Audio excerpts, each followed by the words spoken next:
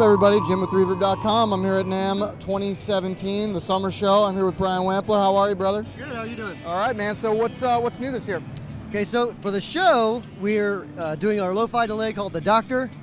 We just released the Ethereal, which is a delay and reverb all in one. I like to call it like the praise and worship box because I kind of designed it for like the praise and worship guy to really get like Strymon type of tones, like really ethereal type of stuff, but just in a little easier to put on your pedal board format. Yeah, totally. And it's so interesting that like in the praise and worship world, like those like angelic delays are like the thing, right? I mean, is this like kind of like a updated version of the tape echo? Not really. Two different things, like ketchup and mustard. Yeah. So I mean, they're both delays, but one is more like more lush like a tape echo. The other one's more grittier and grungier and dirty and nasty, and wants to punch you in the mouth. Right.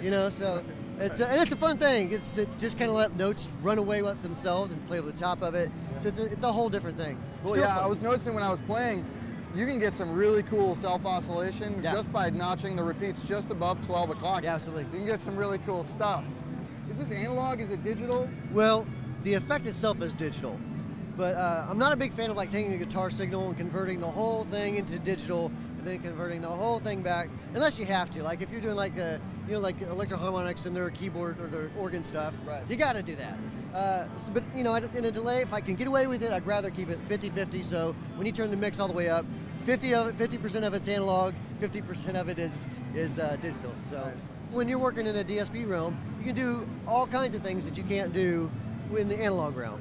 And anymore, you can pretty much match a lot of what analog's doing. Yeah, I was actually gonna. There's kind of like, I guess, some people that are like the analog tone Nazis or whatever it is, But some of the stuff that I've heard, even on the drive side or fuzz side, when they're doing DSP, it sounds pretty good. It sounds pretty great. I mean, you could just start looking at fractals and Kempers and all that stuff going on.